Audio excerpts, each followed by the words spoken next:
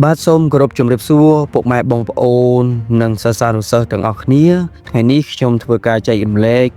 អំពីសំណួរមួយទាក់ទងទៅនឹងបញ្ហាចំនួនរវាងកម្ពុជានិងថៃ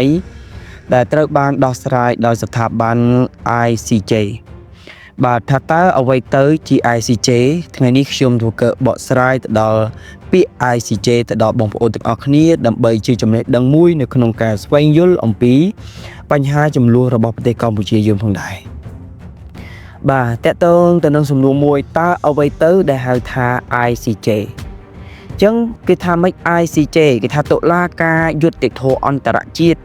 ដែលមានជាភាសាអង់គ្លេសថា International Court of Justice ដែលហៅកាត់ថា ICJ គឺជាស្ថាប័នតុលាការសំខាន់មួយរបស់អង្គការសហប្រជាជាតិដែលមានអក្សរកាត់ហៅថា UN មកពីពាក្យថា United Nations អញ្ចឹងពាក្យថា ICJ ពី International Court of Justice គឺសំដៅទៅលើពាក្យខ្មែរយើងថាតុលាការយុត្តិធម៌អន្តរជាតិបាទដែលហៅកាត់ថា ICJ គឺជាស្ថាប័នមួយរបស់អង្គការសហប្រជាជាតិដែលបងប្អូនធ្លាប់ដឹងហើយមែនទេថាអង្គការសហប្រជាជាតិគឺជាអង្គការមួយដែលគេបង្កើតឡើងដើម្បីរក្សាសន្តិសុខនិងសន្តិភាពអន្តរជាតិបាទប្រទេសនៅលើពិភពលោកអង្គការនឹងដែរគឺជាការបង្កើតឡើងដើម្បីការពារកុំឲ្យមានសង្គ្រាមម្ដងទៀតព្រោះដោយសារអីពិភពលោកជួបបញ្ហាសង្គ្រាមផ្ទួនសង្គ្រាមលោកលើកទី1សង្គ្រាមលោកលើកទី2ដល់ពេលក្រោយដល់សង្គ្រាមលោកលើកទី2បញ្ចប់ទៅយើងបានបង្កើតឲ្យមានអង្គការសហប្រជាជាតិឡើងមកហើយនៅមុនសង្គ្រាមលោកលើកទី2សង្គ្រាមលោកលើកទី1កើតឡើងក៏យើងបានបង្កើតឲ្យមានអង្គការមួយដែរគឺអង្គការសង្គមប្រជាជាតិប៉ុន្តែអត់មានប្រសិទ្ធភាពទៅក៏កើតសង្គ្រាមលោកលើកទី2ពេលកើតសង្គ្រាមលោកលើកទី2អង្គការសហប្រជាជាតិក៏ចាប់ផ្ដើមកើតមកនៅពេលដែលសង្គ្រាមលោកលើកទី2បានបញ្ចប់ទៅអញ្ចឹងគេថាអង្គការ ICJ នឹងគឺជាអង្គការតុលាការយុត្តិធម៌អន្តរជាតិបងប្អូនគឺយុត្តិធម៌អន្តរជាតិនៅក្នុងការស្វែងយល់ស្វែងរកភស្តុតាងយុត្តិធម៌ជូនបណ្ដារដ្ឋមួយឬក៏ប្រជាជាតិមួយបាទអញ្ចឹងមិនគឺជាស្ថាប័នតុលាការសំខាន់របស់អង្គការសហប្រជាជាតិដែលវាត្រូវបានបង្កើតឡើងនៅខែមិថុនាឆ្នាំ1945ដោយធម្មនុញ្ញអង្គការសហប្រជាជាតិហើយចាប់ផ្ដើមដំណើរការនៅខែមេសាឆ្នាំ1945ហើយអង្គការ ICJ ឬក៏តុលាការយុត្តិធម៌អន្តរជាតិនេះមានទីតាំងគេហៅទីតាំងទីស្នាក់ការរបស់គេហើយអង្គការរបស់គេនឹងស្ថិតនៅឯទីក្រុងឡាអេប្រទេសហូឡង់អញ្ចឹងបងប្អូនត្រូវយល់ថាម៉េចអ្វីទៅដែលហៅថា ICJ អញ្ចឹង ICJ គឺជាពាក្យកាត់នៃតុលាការយុត្តិធម៌អន្តរជាតិដែលមកពីពាក្យពេញថា International Court of Justice បាទគឺជាស្ថាប័នមួយនៃអង្គការសហប្រជាជាតិបងប្អូនអញ្ចឹងគឺដើរតួនាទីយ៉ាងសំខាន់នៅក្នុងការរកយុត្តិធម៌ជូនរដ្ឋនិងរដ្ឋណាមួយដែលអយុត្តិធម៌រដ្ឋណាមួយដែលទទួលរងការបំភ្លៃគឺអង្គការហ្នឹងតុលាការហ្នឹងគឺមានសិទ្ធិនៅក្នុងការចូលរួមដោះស្រាយបញ្ហាហ្នឹងអញ្ចឹងជាហេតុដែលបច្ចុប្បន្នកាលដែលយើងកំពុងតែដាក់ស្នើទៅអង្គការឬក៏តុលាការយុត្តិធម៌អន្តរជាតិ ICJ ហ្នឹងដើម្បីដោះស្រាយបញ្ហារបស់យើងជាមួយនឹងប្រទេសថៃបាទតកតងទៅនឹងប្រាសាទតាមាន់ធំប្រាសាទតាមាន់តូចប្រាសាទតាកបីនិងតំបន់មុំ3ដែលវាកំពុងតែកើតឡើងនៅពេលបច្ចុប្បន្នកាលហ្នឹងឯងណាបងប្អូនតកតងទៅនឹងប្រវត្តិសាស្ត្ររបស់យើង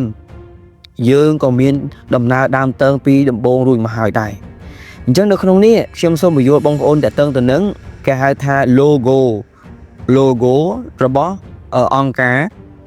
តុលាការយុត្តិធម៌នៃអន្តរជាតិនេះគឺ logo ដែលភ្ជាប់ជាមួយនឹង logo នៃអង្គការសហប្រជាជាតិដែលមានពាក្យនៅក្នុងនេះបងប្អូនពាក្យនៅក្នុងនេះគេថាម៉េច International Court of Justice ឃើញទេអញ្ចឹងអាហ្នឹងហើយគឺជារូបដែលតំណាងឲ្យអង្គការគេហៅថាតុលាការយុត្តិធម៌អន្តរជាតិបាទបងប្អូនអញ្ចឹងរឿងណាអ ចឹងនិយមន័យនៃ ICC ដែលចង់ឲ្យបងប្អូនបានយល់អញ្ចឹងគេថាម៉េចតើ ICJ ហ្នឹងមានមុខងារសំខាន់អីខ្លះអាណាគេថា ICJ មានមុខងារសំខាន់ចំនួន2ទី1ដោះស្រាយវិវាទរវាងរដ្ឋនេះជាមុខងារចម្បងរបស់តុលាការយុត្តិធម៌អន្តរជាតិគឺ ICJ តុលាការនេះមានសមត្ថកិច្ចដោះស្រាយទំនាស់ផ្លូវច្បាប់រវាងរដ្ឋនិងរដ្ឋតែប៉ុណ្ណោះឧទាហរណ៍ជាក់ស្ដែងមួយគឺករណីវិវាទប្រាសាទព្រះវិហាររវាងកម្ពុជានិងថៃឃើញទេបងប្អូនតើតើទៅនឹងប្រាសាទកម្ពុជាប្រាសាទព្រះវិហាររបស់យើងរបស់កម្ពុជានេះដែលយើងកំពុងមានបញ្ហាជាមួយថៃយើងក៏បានពឹងឬក៏ហៅថាឲ្យអង្គការឯកេតុលាការយុត្តិធម៌អន្តរជាតិធ្វើការដោះស្រាយបាទរហូតធ្វើឲ្យយើងនឹងឈ្នះក្តីមែនទេប្រាសាទព្រះវិហារគឺយើងបានឈ្នះក្តីប្រាសាទព្រះវិហារនៅថ្ងៃទីប្រហែលគឺនៅថ្ងៃទី15ខែមិថុនាឆ្នាំ1962បាទគឺយើងឈ្នះក្តីប្រាសាទព្រះវិហារនឹងបងប្អូនអញ្ចឹងគឺយើងហៅថារកតុលាការយុត្តិធម៌ដើម្បីដោះស្រាយអាហ្នឹងគឺបញ្ហាវិវាទទី1ដែលជាក់ស្ដែងដែលយើងឧទាហរណ៍គឺបដិបត្តិកម្ពុជាយើងតែម្ដងគឺព្រឹត្តិការណ៍ប្រាសាទព្រះវិហារបងប្អូនហើយមួយទៀតផ្ដល់យោបល់ផ្នែកច្បាប់នេះក៏អាចផ្ដល់យោបល់ផ្នែកច្បាប់នឹងទៅកាន់អង្គការសហប្រជាជាតិនិងទីភ្នាក់ងារឯកទេសរបស់ខ្លួនបានដែរផ្ដល់យោបល់ទាំងនេះនឹងមិនមានលក្ខណៈចងជាកាតព្វកិច្ចដល់ផ្ទាល់ទេប៉ុន្តែជាទម្ងន់មានទម្ងន់ផ្លូវច្បាប់ពោះនិងអាចជួយបញ្យល់អំពីច្បាប់អន្តរជាតិអញ្ចឹងបើយើងនិយាយពីមុខងារដែលសំខាន់ជាងគេចម្បងជាងគេហ្នឹងគឺមុខងារការដោះស្រាយវិវាទរវាងរដ្ឋនិងរដ្ឋហេតុអីគឺដោយសារតែការបង្ការកុំឲ្យពិភពលោកនឹងជួបបញ្ហាម្ដងទៀតសង្គ្រាមលោកសង្គ្រាមអីហ្នឹងគឺយើងត្រូវតែបង្ការអញ្ចឹងបងប្អូនទូនាទីសំខាន់នៃ ICJ បាទអញ្ចឹងមួយទៀតគេថាហេតុអ្វីដែលចំនួនរវាងកម្ពុជានិងថៃដោះស្រាយដោយស្ថាប័ន ICJ បាទតកតងទៅនឹងតំបន់ព្រំដែននៅប្រាសាទតាមាន់ធំប្រាសាទតាមាន់តូចប្រាសាទតាកបីនិងតំបន់មុំ3ដែលយើងកំពុងតែជួបបញ្ហាបច្ចុប្បន្នកាលហ្នឹងគឺយើងត្រូវតែដោះស្រាយបើយើងដោះស្រាយតាមរយៈការទូតមិនត្រូវយើងដោះស្រាយដោយសន្តិវិធីរវាងរដ្ឋហើយនិងរដ្ឋមិនត្រូវអញ្ចឹងគឺយើងមានទូនាទីមួយទៀតគឺយើងត្រូវតែឲ្យស្ថាប័នរបស់អង្គការសហប្រជាជាតិជួយដោះស្រាយទៅបាទពួកអង្គការសហប្រជាជាតិគឺគេបង្កើតមកដើម្បីសន្តិភាពដើម្បីសន្តិសុខពិភពលោកអញ្ចឹងយើងឲ្យគេជួយដោះស្រាយទៅបាទដូចភាសាប្រាវិហារយើងដែរអញ្ចឹងទៅពេលគេដោះស្រាយគេយើងអាចទៅបានដែរបាទបងប្អូនអាហ្នឹងគឺតាក់ទងទៅនឹងបញ្ហាដែរបាទយើងគួរដោះស្រាយដោយសម្ដេចហ៊ុនសែនដែលព្រះអង្គលើកឡើងតាក់ទងទៅនឹង ICJ អញ្ចឹងបងប្អូននេះគឺខ្ញុំគាំទ្រមែនទែនតាមចំណុចនេះតាក់ទងទៅនឹងការស្នើឲ្យតុលាការយុត្តិធម៌អន្តរជាតិធ្វើការដោះស្រាយទៅលើបញ្ហាមួយហ្នឹងគឺពិតជាល្អមែនទែនបាទ